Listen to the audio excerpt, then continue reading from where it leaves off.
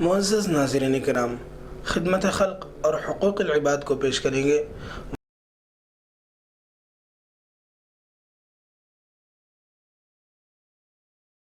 الرحمن الرحیم نحمده ونصلی ونسلم علی رسولہ الکریم اما بعد۔ محترم ناظرین کرام، حقوق العباد کے سلسلے میں بیانات کا سلسلہ جاری ہے۔ والدین کی خدمت اولاد کس انداز سے کریں اور والدین کی خدمت کرنے پر والدین کی دعا سے کیا صلہ ملتا ہے، اس سلسلے میں کچھ باتیں اس سے پہلے عرض کی گئی تھی۔ تو آئیے اس موقع پر بھی والدین کی نافرمانی کرنے کی وجہ سے کیا عذاب ملتا ہے اور کتنے اس کے نقصانات ہوتے ہیں، اور خدمت کرنے پر کیا صلہ ملتا ہے، اور والدین کی دعا پر، والدین کی دعا سے کتنے حالات اچھے ہوتے ہیں اور کتنی فتوحات ہوتے ہیں، اس کو ہم سناتے ہیں۔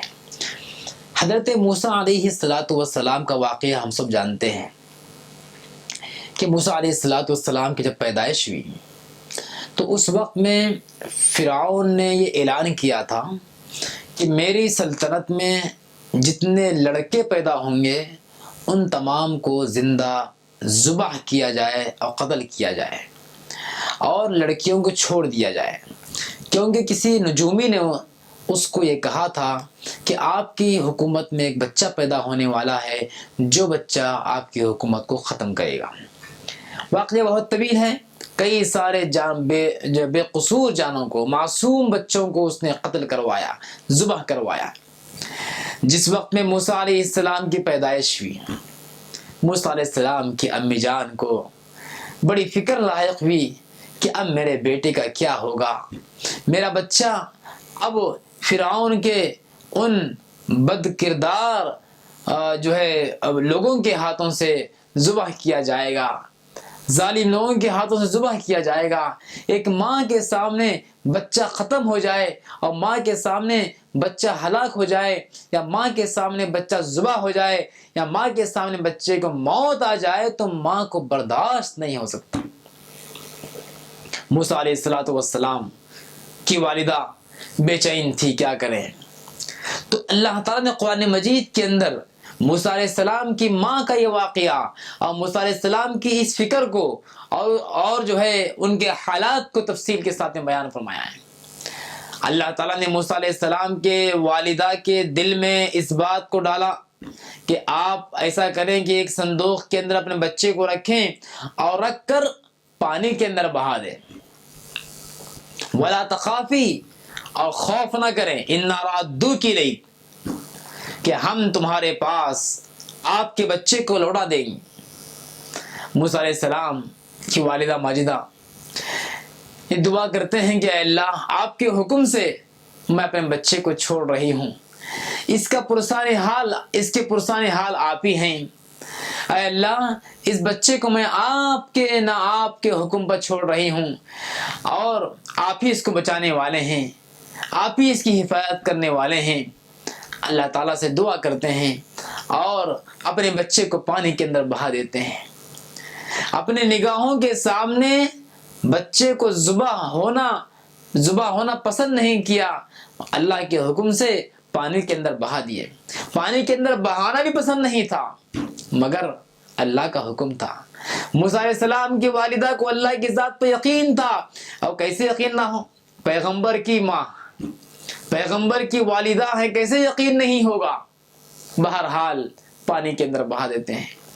اب وہ صندوق جس کے اندر موسیٰ علیہ السلام کو رکھ کر پانی میں بہا دیا گیا تھا، وہ صندوق بہتا بہتا بہتا فرعون کے محل کے پیچھے آ جاتا ہے، اور فرعون کی بیوی آسیہ، حضرت آسیہ اس کو دیکھتے ہیں۔ واقعہ بہت طویل ہے۔ پھر اس صندوق کو لاتے ہیں تو اندر موسیٰ علیہ السلام موجود ہے، خوبصورت لڑکا موجود ہے۔ نبی جتنے بھی ہوئے ہیں سب ظاہری اعتبار سے بھی خوبصورت تھے، باطنی اعتبار سے بھی خوبصورت تھے۔ انبیاء کی شان یہ ہوتی ہے وہ جسمانی اعتبار سے بھی کمزور نہیں ہوتے، جسمانی اعتبار سے بھی معیوب نہیں ہوتے، اور روحانی اعتبار سے بھی کمزور اور معیوب نہیں ہوتے۔ پیغمبر بننے والے موسیٰ، یہ معصوم بچے پیغمبر بننے والے ہیں، ان کی خوبصورتی، ان کے جمال اور ان کے چہرے کو دیکھ کر فرعون کی بیوی نے کہا ہم ان کو بچہ بنا لیں گے، اپنا بیٹا بنا لیں گے۔ واقعہ بہت طویل ہے۔ بہرحال فرعون نے جو ہے تیار ہوا، اور تیار ہو کر جو ہے اپنے گھر کے اندر رکھا۔ جب دودھ پلانے کا جب مرحلہ آیا تو کسی کا دودھ نہیں پی رہے تھے، تو اس وقت میں آپ کی بہن نے کہا کہ میں ایک ایسی عورت کا پتہ بتاتی ہوں جس عورت کا بچہ دودھ پیے گا۔ بہرحال موسیٰ علیہ السلام کی والدہ آتے ہیں بلانے پر فرعون کے محل میں، اور جب آپ ایک طرف جا کے دودھ پلاتے ہیں تو موسیٰ علیہ السلام دودھ پیتے ہیں۔ پھر اس کے بعد میں موسیٰ علیہ السلام کو ان کے حوالے کیا جاتا ہے، اور موسیٰ علیہ السلام اس طریقے سے بچ جاتے ہیں۔ تو ایک ماں کی طلب، ایک ماں کی لگن کی وجہ سے اور ان کی دعا کی وجہ سے ایسے دور میں جبکہ بچہ پیدا ہوتے ہی اس کو قتل کیا جا رہا تھا، مگر ماں کی طلب اور ماں کی دعا کی وجہ سے اسی فرعون کے محل میں اور اسی فرعون کے حکم کی وجہ سے موسیٰ علیہ السلام کو بچایا گیا، موسیٰ علیہ السلام کو زندہ رکھا گیا، اور موسیٰ علیہ السلام کو ذبح نہیں کیا گیا، بلکہ ان کی والدہ سے کہا کہ آپ ان کو ہمارے طرف سے رکھیے اور ان کو دودھ پلائیے، اور شاہی استقبال ہوا اور شاہی نذرانے دیے گئے۔ تو ماں کی طرف سے، ماں کی محبت سے، ماں کی ممتا سے اور ماں کی دعاؤں سے یہ حالات نصیب ہوتے ہیں۔ ماں کی بہت محبت ہوتی ہے، وہ کبھی یہ نہیں چاہتی کہ جو ہے میرے بیٹے کو کچھ ہو جائے، وہ کبھی یہ نہیں چاہتی کہ جو ہے میرے بیٹے کو آگ لگ جائے۔ ایک واقعہ ہے مشکات کے اندر لکھا ہوا ہے، حدیث کی مشہور کتاب ہے۔ ایک مرتبہ عقائد عالم صلی اللہ علیہ وسلم تشریف لا رہے تھے صحابہ کے ساتھ میں، کسی جنگ سے واپس آ رہے تھے، تو راستے میں ایک چند لوگ ملے، چند لوگ تھے، تو وہاں پر صحابہ کرام کچھ دیر ٹھہر گئے اور ان سے پوچھا گیا آپ لوگ کون ہیں؟ تو انہوں نے کہا کہ نحن مسلمون، ہم مسلمان ہیں۔ پھر انہی لوگوں میں سے ایک عورت ایک کونے میں چولہے کے پاس آگ سلگا رہی ہے، اور چولہے میں آگ سلگا رہی ہے، اور چولہے کے اوپر ہانڈی رکھی ہوئی ہے، پھونک رہی ہے، کچھ پکا رہی ہے، اور بازو اس کے بچہ ہے، چھوٹا سا معصوم بچہ ہے۔ اور بچہ جب آگ کے قریب آتا ہے، چولہے میں آگ جب تیز رہتی ہے، تیز ہو جاتی ہے اور بچہ آگے بڑھنے لگتا ہے، تو فوراً وہ ماں اپنے بچے کو پیچھے کر دیتی، پیچھے ہٹ جاؤ، پیچھے ہٹ جاؤ، کہیں تم آگ میں جو ہے گر نہ جاؤ۔ تو صحابہ کرام منظر دیکھتے ہیں، کچھ دیر دیکھتے رہتے ہیں کہ ماں اپنے بچے کو بچا رہی ہے، ماں یہ نہیں چاہتی کہ میرا بچہ آگ میں گر جائے، اس طرح بچا رہی ہے۔ تو عورت نے دیکھا کہ آقا مجھ کو دیکھ رہے ہیں، صحابہ مجھ کو دیکھ رہے ہیں۔ وہ عورت اٹھ کر آئی اور کہا کہ یا رسول اللہ صلی اللہ علیہ وسلم، کیا آپ اللہ کے رسول ہیں؟ تو آپ نام، ہاں میں اللہ کا رسول ہوں۔ پھر آپ سے اور ایک سوال کیا، یہ سوال کیا کیا اللہ تعالیٰ ارحم الراحمین نہیں ہے؟ یعنی کہ سب سے زیادہ رحم کرنے والا، تمام رحم کرنے والوں میں زیادہ رحم کرنے والا اللہ نہیں ہے؟ میں کہ ہاں بہت زیادہ رحم کرنے والا اللہ تعالیٰ۔ پھر اس عورت نے سوال کیا کہ کیا اللہ تعالیٰ اپنے بندوں سے اتنی محبت کرتے ہیں جتنی محبت ایک ماں اپنے بچے سے کرتی ہے؟ تو اللہ کے رسول نے فرمایا نام، اللہ تعالیٰ اپنے بندوں سے محبت ماں سے زیادہ کرتے ہیں۔ تو اس پر اس عورت نے یہ کہا کہ یا رسول اللہ صلی اللہ علیہ وسلم، پھر تو کوئی ماں اپنے بچے کو آگ میں ڈالنا پسند نہیں کرتی۔ اللہ تعالیٰ یہ بتانا چاہتی ہے وہ عورت کہ کوئی ماں اپنے بچے کو آگ میں ڈالنا پسند نہیں کرتی، تو پھر گویا کہ اللہ تعالیٰ اپنے بندوں کو آگ میں کیوں ڈالتے ہیں جبکہ وہ 70 ماؤں سے زیادہ محبت کرتے ہیں۔ یہ بات کہنا تھا، آقا نے اپنے چہرے کو جھکا لیا اور رونے لگے آقا دو عالم صلی اللہ علیہ وسلم کہ کیا بات اس عورت نے ارشاد جو ہے کہی ہے کہ کوئی ماں اپنے بچے کو آگ میں گرنا پسند نہیں کرتی، تو پھر اللہ تعالیٰ اپنے بندوں کو آگ میں کیوں ڈالتے ہیں۔ آپ کچھ دیر روئے، آپ کی آنکھ مبارک سے آنسو جاری ہو گئے، پھر اس کے بعد کچھ دیر کے بعد میں آقا نے ارشاد فرمایا کہ اللہ تعالیٰ ہر بندے کو آگ میں نہیں ڈالتے، ہر بندے کو آگ میں نہیں ڈالتے، مگر اس بندے کو ڈالتے ہیں جو بندہ سرکش ہوتا ہے، جو بندہ اللہ کا نافرمان ہوتا ہے اور لا الہ الا اللہ کا جو انکار کرتا ہے، اس کو جہنم میں ڈالتے ہیں۔ یہ مشکات کے اندر روایت موجود ہے۔ اس واقعے سے یہ بات ہم کو معلوم ہوئی کہ ماں کی محبت بہت زیادہ ہوتی ہے۔ یہ بات بھی معلوم ہوئی کہ اللہ تعالیٰ اپنے بندوں سے جو محبت کرتے ہیں وہ ماں سے بھی زیادہ کرتے ہیں۔ تو غرض ہے کہ ماں کو اپنے بچوں سے بہت زیادہ محبت ہوتی ہے۔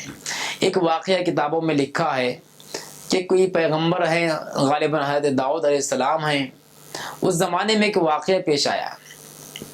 واقعہ یہ پیش آیا کہ 2 عورتیں تھیں جنگل میں، اور ان دونوں کا چھوٹا معصوم بچہ، شیر خوار بچے تھے، ہر ایک کے گود میں۔ تو دونوں بچوں میں سے ایک بچے کو کسی خونخوار بھیڑیے نے آ کر لے کے چلے گیا۔ اب جو ایک بچہ بچا ہوا ہے، اس ایک بچے کے بارے میں دونوں عورتیں دعوے دار ہیں۔ ایک عورت کہتی ہے کہ بچہ میرا ہے، اور ایک عورت کہتی ہے کہ بچہ میرا ہے۔ تو بہرحال اب فیصلہ نہیں ہو پا رہا تھا، تو وقت کے پیغمبر کے پاس لے گئے، تو انہوں نے فیصلہ کیا حالات کے اعتبار سے، یا ان کے ذہن میں اللہ نے جو بات ڈالا تھا، فیصلہ کیا کہ یہ بچہ فلاں عورت کا ہے، یہ بچہ فلاں عورت کا ہے، یہ فیصلہ ہوا۔ لیکن دوسری عورت نے نہیں مانا۔ پھر جب فیصلے کے لیے جب بات آئی تو اس وقت میں فیصلہ کرنے والوں نے فیصلہ کیا کہ جب تم دونوں نہیں مان رہی ہیں تو پھر ایسا کریں گے کہ بچے کے 2 ٹکڑے کریں گے، آدھے بچے کو تم لے لو، آدھے بچے کو تم لے لو۔ یہ بات جب انہوں نے کہی تو فوراً دونوں عورتوں میں سے ایک عورت نے کہا کہ حضرت ایسا مت کیجیے، ایسا مت کیجیے، بچے کو اسی عورت کو دے دیجیے، ٹکڑے مت کیجیے۔ جیسا ہی اس عورت نے یہ بات کہی تو فیصلہ کرنے والوں نے کہا کہ بچہ اس کا ہے، بچہ اس کا ہے۔ کیوں؟ اس لیے کہ حقیقت میں ماں یہ ہے، یہ ماں ہے، اسی لیے یہ ماں چاہتی ہے کہ میرا بچہ میرے پاس نہ رہے، اس عورت کے پاس میں رہے، مگر زندہ رہے۔ جب 2 ٹکڑے جب کیے جائیں گے تو پھر وہ مر جائے گا، اس کی جان ہی باقی نہیں رہے گی، تو پھر جو کیا فائدہ۔ تو اسی لیے اس ماں نے چاہا کہ حضرت ایسا مت کیجیے، بلکہ اس بچے کو جو ہے اس عورت کو دے دیجیے، مجھے مت دیجیے، مگر ٹکڑے مت کیجیے۔ تو فرمایا کہ جو یہ بچہ اس عورت کا ہے۔ تو ماں کے دل میں حقیقی محبت ہوتی ہے۔ محبت کا جو لفظ ہوتا ہے وہ ماں کی ممتا سے ہم کو سمجھ میں آتا ہے۔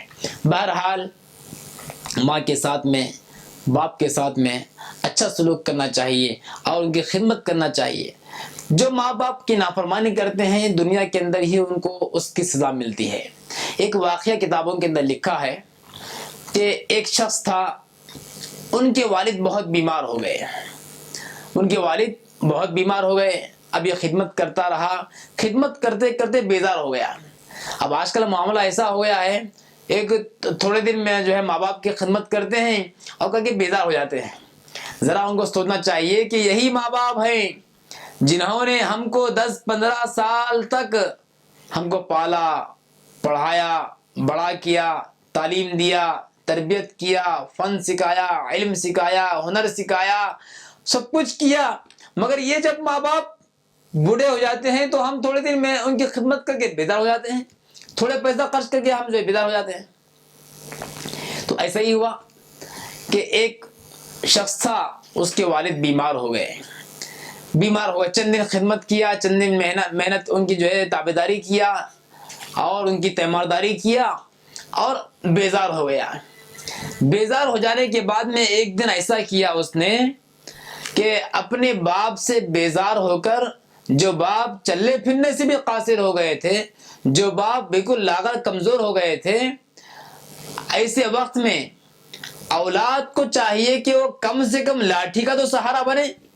جس طریقے سے ایک آدمی کو جب معذوری جب ہوتی ہے تو وہ لاٹھی کے ذریعے سے عصا کے ذریعے سے سہارا لیتا ہے, تو کم سے کم بڑھاپے کی حالت میں اولاد کو چاہیے کہ وہ لاٹھی کا تو سہارا بنے. اب یہ بچہ, یہ نوجوان شخص جن کے والد کمزور ہو گئے تھے, چند دن محنت ان کی خدمت کرنے کے بعد میں بیزار ہوتا ہے اور اس کے بعد میں اپنے والد کو گھر سے نکلنے کے واسطے کہتا ہے. مگر وہ کیسے نکلیں گے, کہاں جائیں گے, اس کمزوری کے عالم میں کون ان کا ہاتھ پکڑے گا. اب بیزار ہو کر یہ بیمار اور مریض باپ کو گھسیٹتے ہوئے گھر سے لے کے جا رہا ہے, گھسیٹتے ہوئے جا رہا ہے. یہ بے رحم اور بے درد شخص جب گھسیٹتے ہوئے لے کر کچھ دور تک گیا تو جانے کے بعد میں اس کے والد نے کہا کہ بیٹا مجھے یہیں پر چھوڑ دو, بیٹا مجھے یہیں پر چھوڑ دو. تو ذرا جب یہ بات جب اس کی باپ نے کہا تو اس نوجوان کو ذرا کھٹکی یہ بات, تو فوراً وہ ٹھہر گیا اور کہا کہ کیا بات ہے, کیوں ایسا بول رہا ہے, مجھے یہیں پر چھوڑ دو کیوں بول رہا ہے. تو اس باپ نے کہا کہ دیکھو بیٹا, بات دراصل یہ ہے کہ میں نے بھی اپنے باپ کے ساتھ میں ایسا ہی معاملہ کیا تھا اور اپنے باپ کو گھسیٹتے ہوئے یہاں تک لایا تھا. اللہ نے مجھے دنیا کے اندر یہ سزا دکھا دیا کہ جو اپنے باپ کے ساتھ میں برا سلوک کرتے ہیں ان کی اولاد بھی ایسا ہی سلوک کرے گی. لہذا میں بھی اپنے باپ کو گھسیٹتے ہوئے یہاں تک لایا تھا اور تم نے بھی مجھ کو گھسیٹتے ہوئے یہاں تک لائے, اب بس مجھے یہیں پر چھوڑ دو, میں نے یہیں پر لا کر چھوڑا تھا. اللہ اکبر. معلوم یہ ہوا کہ جو اپنے ماں باپ کے ساتھ میں برا سلوک کرتے ہیں ان کو دنیا کے اندر سزا ملتی ہے, مگر ماں باپ کا دل ہوتا ہے, ماں باپ کا دل بھی دل ہوتا ہے. اتنا سب کرنے کے باوجود بھی وہ اپنے ماں باپ اپنے اولاد کے لیے بد دعا نہیں کرتے. ایک شخص کا واقعہ کتابوں کے اندر لکھا ہے کہ نوجوان شخص تھا, اس کے والد کا انتقال ہو گیا اور اس کے والد بہت سارا مال اور دولت چھوڑ کر مرے تھے. اب یہ نوجوان بچہ تھوڑے دن تو اچھا محنت سے پڑھتا رہا, جستجو دکھایا, لیکن چند دن کے بعد میں ایسا ہوا کہ وہ آوارہ گردی کے اندر اور باپ کے پیسوں کو بے تحاشا خرچ کرنے پہ لگ گیا. باپ چونکہ پیسے چھوڑ کے گئے تھے, ایسا ہوتا ہے عام طور سے کہ باپ کی کمائی جب ہاتھ کو لگتی ہے تو پھر بے دردی اور بے رحمی آتی ہے, مال مفت دل بے رحم کا حساب ہو جاتا ہے. بہرحال بے رحمی کے ساتھ میں پیسہ خرچ کرنے لگا, آوارہ گردی کرنے لگا, عیش و آرام اور تعیش کی زندگی گزارنے لگا. ماں بہت سمجھاتی مگر نہیں سمجھتا. اب ایک وقت ایسا بھی آیا کہ وہ گھر چھوڑ کے اپنا شہر چھوڑ کے دوسرے شہر کو گیا اچھی پڑھائی کے بہانے سے, مگر وہاں جا کر اور زیادہ برائی کے اندر مبتلا ہو گیا اور ایک خاتون کے ساتھ میں ناجائز تعلقات اس کے ہو گئے. اب یہ ہفتہ 10 دن میں آتا اور ماں کے پاس سے پیسے لے جا کے وہاں پر ناجائز کام میں خرچ کرتا. ایسا کرتے کرتے کرتے کرتے جتنے پیسے باپ نے جمع رکھے تھے پیسے پورے ختم ہو گئے. اب پھر ایک وقت ایسا آیا کہ پھر پیسے لینے کے بعد سے گھر میں آیا, اکلوتا بچہ تھا, تو ماں نے کہا کہ بیٹا تم نے پیسے پورے لے جا کر خرچ کر دیے, اب میں پیسے کہاں سے لاؤں, پیسے پورے خرچ ہو گئے. تو کہا اس نے نہیں مجھے پیسے چاہیے. تو ماں گھروں کے اندر کام کر کے محنت کر کے بچے کو پیسے لا کر دیتے گئی. ایسا ہوتے گیا. اس طریقے سے وہ جاتا اور پرتعیش زندگی گزارتے رہتا.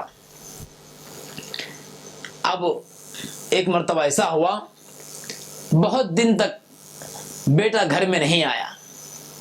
اب یہ ماں پریشان ہے, کیا بات ہے, میرا بیٹا آتا تھا اور یہ کام کر کے پیسے لا کے رکھی ہوئی ہے گھر میں کہ میرا بیٹا آئے گا تو میں پیسے دے دوں گی. اور ہر بار اپنے بیٹے کو سمجھاتی ہے کہ دیکھو بیٹا, تم یہ برائی کا کام چھوڑ دو, تمہاری حالت کیسی ہو گئی ہے, تم کتنے کمزور ہو گئے ہیں, تم کتنا لاغر ہو گئے ہیں. لیکن کوئی بات اس بیٹے کو سمجھ میں نہیں آتی. اب کیا مطلب ایسا ہوا کہ بیٹا بہت دن تک گھر کو نہیں آیا, یہ پیسے لا کر رکھی ہے, انتظار کر رہی ہے, مگر یہ بیٹا آتا ہی نہیں. کتابوں میں لکھا ہے کہ دروازے میں جو ہے دروازے کی آواز جب بھی آتی تھی, چاہے ہوا کے ذریعے سے بھی آواز کیوں نہ آئے, فوراً یہ کہتی تھی کہ میرے بیٹے آ گئے. پھر دروازہ کھول کر دیکھتی, مگر جو ہے وہ وہاں کوئی انسان نہیں ہوتا, وہ تو ہوا سے دروازہ مار رہا تھا.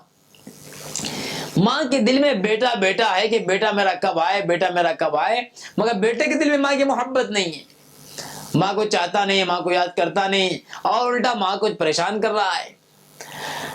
ایک دن ایسا ہوا کہ اس لڑکی نے, جس کے ساتھ میں اس کی ناجائز تعلقات ہو گئے تھے, اس لڑکی نے کہا کہ اگر تم حقیقت میں میرے ساتھ میں جو ہے پیار و محبت کا معاملہ کرتے ہیں تو میری ایک شرط ہے, وہ شرط اگر تم پورا کرو گے تو میں سمجھ جاؤں گی کہ تم سچی محبت مجھ سے کرتے ہو.